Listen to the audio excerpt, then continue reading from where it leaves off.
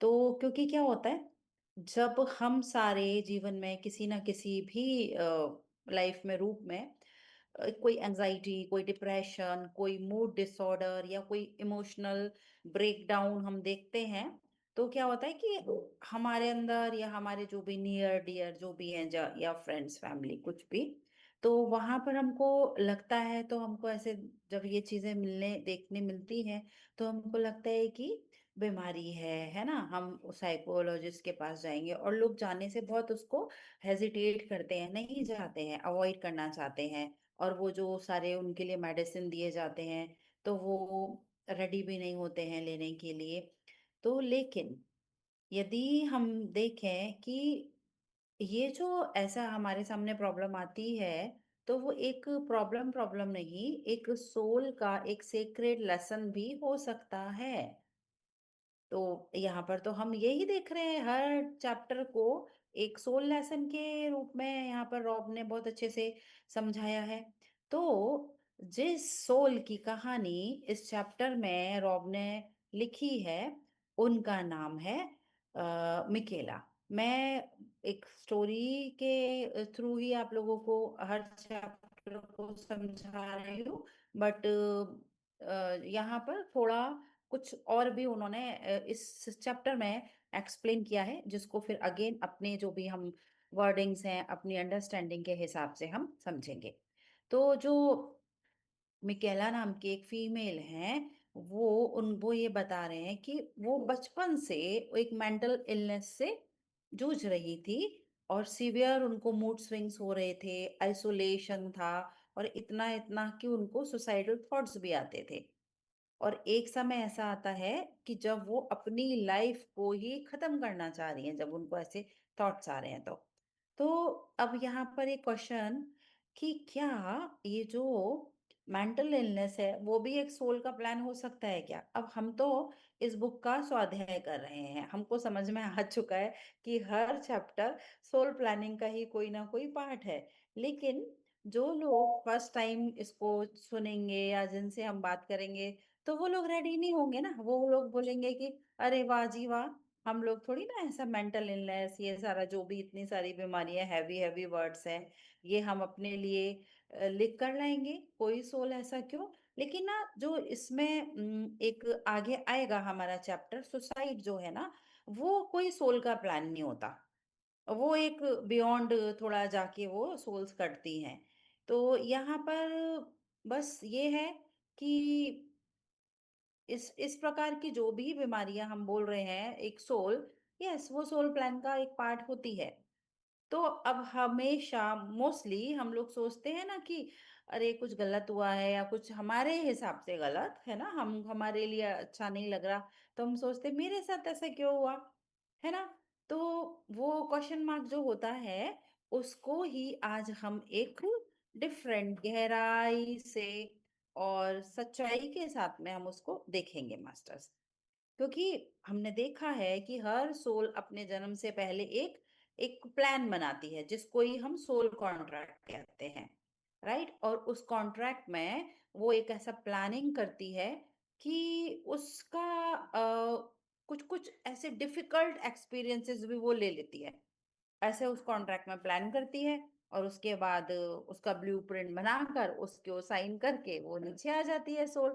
नीचे मतलब हम अर्थ में बात कर रहे हैं, तो हम नीचे वो, क्योंकि ये सारे जो अनुभव है ना, ये हर्ट है, ये दुख है, ये जो भी ऐसा मेंटल इलनेस है, ये जो भी इमोशन वाले जो भी एक्सपीरियंसेस है ना, ये यहीं पर, यही प्लैनेट पर हमको सीखने मिलते हैं।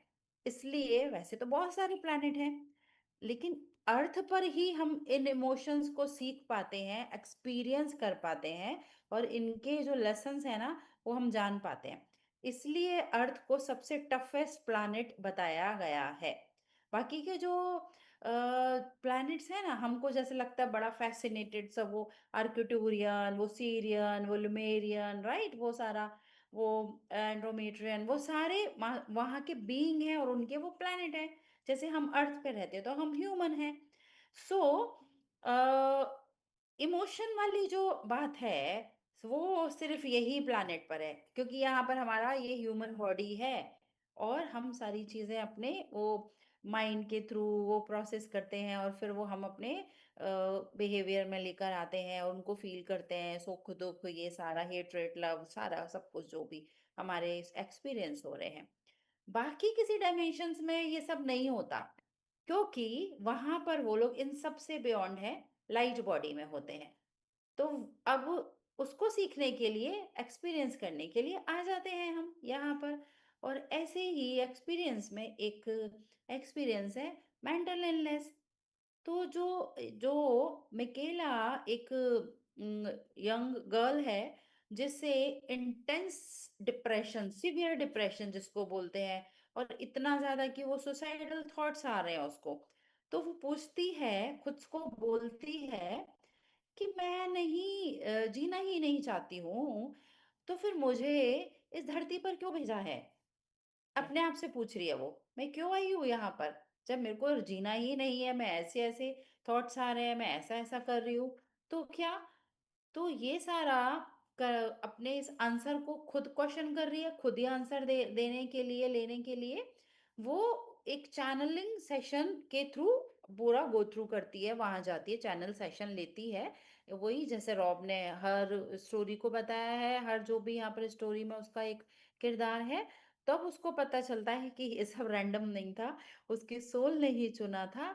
तो ये अनुभव उसको फिर लगता है, ओह माय गॉड, ये मेंटल इलनेस मैंने ही चूज कर ली अपने लिए।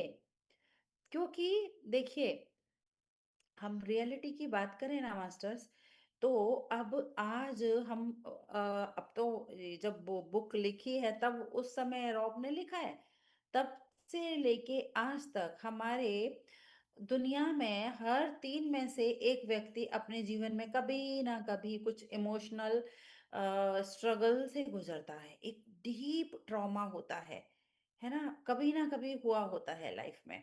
और अमेरिका जैसे देशों में भी ये जो रेशियो है ना, 46 उससे भी ज़्यादा परसेंट है। तो अब जब हम इतना ज़्यादा अभी कैसे प्यार की बात करते हैं, वननेस की बात करते हैं, लेकिन जैसे ही हमारा ये सब सुनने में आता है, डिप्रेशन, है ना? बाइपोलर, सिज़ोफ्रेनिया, ये सारे हेवी-हेवी डिज़ीज़ के नाम आते हैं, तो हम डर जाते हैं। और ये सारे हैवी टर्म, हैवी लेवल यदि हमें मिल जाए, तो हम खुद से डरने लगेंगे कि ये क्या हो गया है? ये हमने कुछ टेस्ट कराया, वहाँ पर ये आ गया कि ये डिसऑर्डर है, ओके। तो आधा तो वैसे ही इंसान टेंशन में और आधा ये लेबल सुन के और चला जाए। साथ में उसका पूरा फैमिली हो जाए, ये सारा टेंशन में आ जाए। तो अब ये सोचिए, और हम उसके बाद में हमारा माइंडसेट कैसा हो जाता है। अपने लिए हो रहा है सो हो रहा है, लेकिन हमको यदि कोई दूसरा ऐसा मिल जाए जो ये सारे डिप्रेशन में है, किसी को बाइपोलर है, या कोई ऐसा कोई भी मेंटल, में अभी ज्यादा नाम नहीं ले रही, तो हमको कैसे लगेगा? हम उसको एक डिफरेंट नाम देते हैं, पागल है, या ये थोड़ा इसका दिमाग ऐसा है, इस टाइप से थोड़ा, अरे एक अलग हम उनके लिए अपना नजरिया बना लेते हैं और हम थोड़ा अवॉइड करते हैं। ठीक है? तो जब ऐसा हम कर रहे हैं, हमारा कहाँ गया self love? Sorry, self love नहीं, जो हमारा वननेस वाला बात करते हैं, अनकंडीशनल लव, कहाँ गया? हम सोचे, तो हम उधर उससे एक एक अलग, हम बोल कुछ रहे हैं, कर कुछ रहे हैं, तो वैसा वाला हो जाता है हमारे साथ में। और हम जब ये सोच लें, यदि हम एक्सपीरियंस में आ रहा है हमारे कोई ऐसा पर्सन, हम उस समय सोचें कि हर अनुभव हमारे सोल के डेवलपमेंट के लिए है। अब ये जो मेंटल डिसऑर्डर वाले लोग हैं, उनके अंदर भी तो सोल है ना, तो वो भी एक, उनकी भी सोल का एक अनुभव है, वो उसको कर रहे हैं। जब ऐसा होता है, घर में कोई ऐसा मेंबर हो, है ना, कोई चाइल्ड हो, कोई एल्डर हो, तो छुपा के रखा जाता है, बताते नहीं है, शर्म आती है, डर लगता है उनसे, उन लोगों से डर लगता है कि वो कुछ ना करें, बैड बिहेवियर, और हम अपने आप जज करते हैं उनको। लेकिन जैसे ही हमारे मन में ये आता है कि इस सोल का भी एक अपना खुद का प्लान है ये, ठीक है? उसको ये एक्सपीरियंस कर रही है। तो जो भी ये सारे हमारे ऐसे इमोशन है ना जजमेंट वाले, एक हमको फियर, शर्म, सोसाइटी में हमारा लोग क्या कहेंगे वैसा वाला, सो वो सब अपने आप कैसे डिसॉल्व होने लगता है। वो नहीं रहता फिर हमारे मन में। हमको जब लगेगा कि यस ये भी एक्सपीरियंस ले रहे हैं, तो ऐसे ही ये सारा थोड़ा ज़रूरी है बात करना, इसलिए मैंने किया। तो यहाँ पर जो मिकेला की यहाँ जो स्टोरी बता रहे हैं रॉब, वो एक राइटर थी। और राइटर है तो सोचो कितना उनके अंदर नॉलेज रहा होगा। और उनका जो जन्म है स्विट्जरलैंड में जेनेवा में हुआ था। और वो खुद बता रही हैं कि मैंने अपने लिए एक बहुत ही ब्यूटीफुल सी फैमिली को चूज किया। ठीक है। वो सारा हमको पता है ना प्रोसेस की, सोल कैसे चूज करती है वैसा वाला। तो फिर उन्होंने ये फैमिली चूज की, ऐसी फैमिली जो बहुत ब्यूटीफुल तो है, साथ में बड़ी स्टेबल है, जहाँ पर उनको सिक्योरिटी फील हो, सारे लोग बड़े लविंग से हों। ऐसे वाले लोगों को वो अपने लाइफ में प्लान करके आई, उनके पेरेंट, उनके हस्बैंड, उनके बच्चे, वो सारा जो हम अपने एक क्लोज फैमिली में लेकर आते हैं, अपने जो फैमिली मेंबर्स होते हैं, उन्होंने ऐसा चूज किया। और साथ में उन्होंने अपना ये मेंटल इमोशनल डिसऑर्डर भी चूज कर लिया। ऐसी फैमिली में जाऊंगी और ये मैं डिजीज को फेस करूंगी। तो क्या? क्योंकि वहां पर जाकर पूरा अपने आप को वो डीपली इमोशनली हील कर सके, इसलिए उन्होंने ऐसा चूज किया। बड़ा अजीब सा लगता है ना सुन के पढ़ के कि ये भी क्या क्या हमारी सोल की प्लानिंग हो जाती है। सो सुन के अजीब सा लग रहा है जब ऐसे लोगों के कांटेक्ट में आ रहे हैं ना। तो देखो हमारा एक माइंडसेट चेंज हो रहा है मास्टर्स। तो ऐसा आगे वो बता रही है कि जब वो बहुत छोटी थी बचपन में, सो लाइक उनके जो बचपन में उनको बहुत ऐसा डरावने वाले उनको ड्रीम्स आते थे, डरावने सपने भयानक वाले। और इतना ज़्यादा होता था कि उनको ऐसे ग्रीन कलर के कुछ ऐसे चमकते-चमकते कीड़े अचानक से उनको नज़र आने लग जाते थे। ऐसा जबकि वहाँ होता नहीं था और उनको लगता था कि वॉल पे वो कीड़े रेंग रहे हैं। और या फिर कभी उनको लग रहा है कि कोई शैडो आ रही है, कोई एनर्जी है जो उनकी साइड में ऐसा अटैक कर रही है, दौड़ के आ रही है, यहाँ जा रही है, ऐसा उनको सब इल्यूशंस होता था, ऐसा सब सब। और वो बता रही है कि कुछ ड्रीम्स तो उनके इतने रियल होते थे कि उनको जगने के बाद भी वो जो उनका ड्रीम का एक इमोशन में रहते हैं ना, कि वो उनको उसका फियर रहता था। और लगता था कि वो सारी जो उनको फियरफुल ड्रीम्स थे, उनको लगता था कि वो सारी चीजें, वो इमेजेस उनके साथ में हैं और हमेशा उनके साथ में ही रह रही हैं। और वो इतना डर जाती थी कि उनको लगता था कि अब तो मैं मरने ही वाली हूँ। ऐसा बहुत जब वो छोटी थी तब से उनके साथ में स्टार्ट हो गया। और फिर बाद में अब इतना ज़्यादा ये बढ़ गया कि उन्होंने खुद को एक साइकोलॉजिस्ट के पास ले जाकर एडमिट करवा दिया। ठीक है। और जब वहां पर वो एडमिट हो गई तो वो बता रही है वहां पर उनको साइकोटिक ब्रेक का एक टैग दे दिया गया। और बाद में फिर उनको बाइपोलर डिसऑर्डर भी हो गया। और कभी-कभी बहुत ज़्यादा यूफोरिक उनको जैसे होता है ना कि वो महसूस उसमें कैसे कि वो फ्लाई कर रही है, वैसा वाला उनको फ़ील होने लग गया।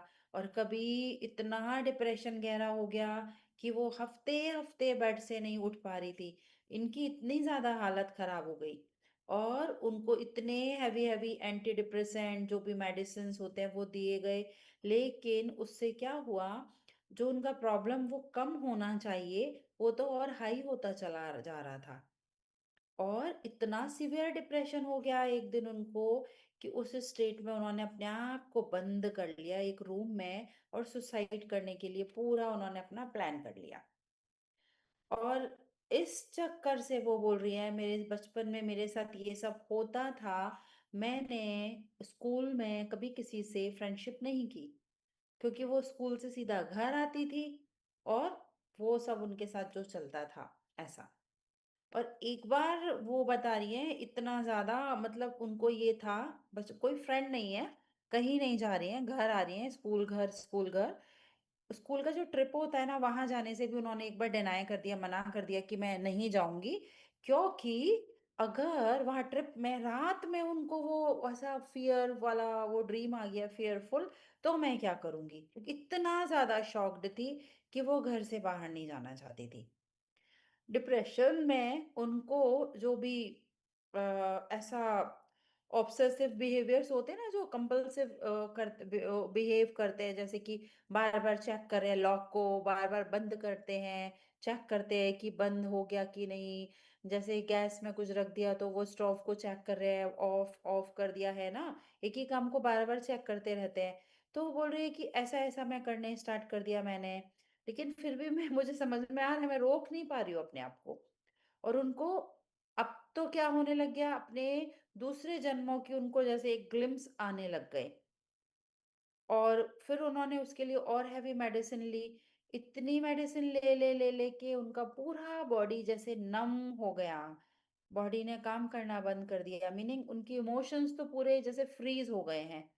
और इतना ज़्यादा फ्रीज़ हो गया, बोल रही है कि अब तो वो जो उनको फ़ियर होता था ना, वो भी उसको फ़ील नहीं कर पा रही थी। इतना ज़्यादा उनको वो फ्रीज़िंग हो गए वो इमोशन, और कुछ भी वो फ़ील ही नहीं कर पा रही हैं। ऐसा वाला हालत उनकी हो गई। और जब वो थोड़ी और बड़ी हो रही हैं, 18 इयर्स की हो रही हैं, तब उनको एक ईटिंग डिसऑर्डर हो गया। अब उसमें उनको ऐसा लगता था कि उनके अंदर से कुछ गहराई से बाहर आना चाह रहा है, लेकिन वो नहीं कर पा रही हैं। आगे चल के अपना उनका ट्रीटमेंट चल रहा होता है, ये सारी बीमारियां चल रही हैं। फिर ऐसा करते करते कॉलेज में आ जाती हैं। कॉलेज में उनको एक उनका फ्रेंड मिलता है, फिर उसके साथ में उनकी मैरिज हो जाती है। और वो बताती हैं कि उनका जो हस्बैंड था, वो बहुत अच्छा था, क्योंकि उसने कभी उनको चेंज करने की कोशिश नहीं करी, और ना ही उनकी प्रॉब्लम से वो डरे और पीछे नहीं हुए, और हमेशा उनको सपोर्ट किया, क्योंकि उन्होंने चूज़ किया है ना हस्बैंड अपना। तो लेकिन वो बता रही है कि हस्बैंड ऐसा ही था उनका। और वो उनकी आत्मा ने सब कुछ अपना पूरा जीवन इस तरह डिज़ाइन किया कि वो पूरा अंदर से हील हो जाए, ये हमने अभी देखा। तो ऐसे करते-करते इस डिज़ाइन में उनकी लाइफ में उनकी मैरिज को 10 इयर्स अच्छे से पूरा हो गया। अपने बच्चे उनके हो गए, उनकी ज़िम्मेदारी वो नहीं ले रही थी, क्योंकि उनको अंदर से लग रहा था, मैं खुद ही अपने आप को पूरा समेट नहीं पा रही हूँ, तो बच्चों को कैसे मैं टेक केयर करूँगी। सो ऐसे करते-करते डिप्रेशन, ओसीडी जो अभी बार-बार वो चेक करना एंड ऑल, यो बुलिमिया जो होता है, ईटिंग डिसऑर्डर, ये सारा उनका बहुत सीवियर हो गया। और बार-बार उनके माइंड में जैसे पुरानी झलकियाँ पिछले जन्म की, और ये सब कुछ इतना ज़्यादा हो गया। एक बार उनको फ़ील हुआ कि वो इटली के रेनेसां जो टाइम है, वहाँ किसी ज़हरीली साज़िश का हिस्सा हैं। एक वो उनको वैसा दिखाई दे रहा है। और अब उनकी जो भी उम, दिमागी हालत चल रही है, वो बोली बस मैं नोट कर रही थी उस समय। मुझे ना खुशी हो रही थी, ना डर हो रहा था, ना कुछ, क्योंकि वो फ्लैट लाइन में हो गई थी ना।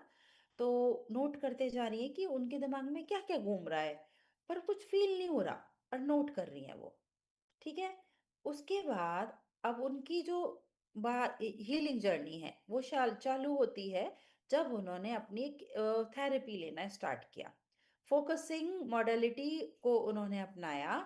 एक ऐसी थेरेपी होती है मास्टर्स ये, जहाँ पर हम अपने बॉडी के अंदर जो हमारी इमोशंस होते हैं ना, हमारे इमोशन का एक कोई ना कोई तो सेंटर है ना, जहाँ पर वो फ्रीज़ हुए रखे हैं हमारे सेल्स में, हमारे डीएनए में। तो वहाँ पर वो जहाँ उनके इमोशंस थे, वहाँ पर ध्यान केंद्रित करके, फ़ोकस करके, इमेजिनरी और सेलुलरी जो मेमोरी थी, उसको एक्टिवेट किया जाता है उसमें।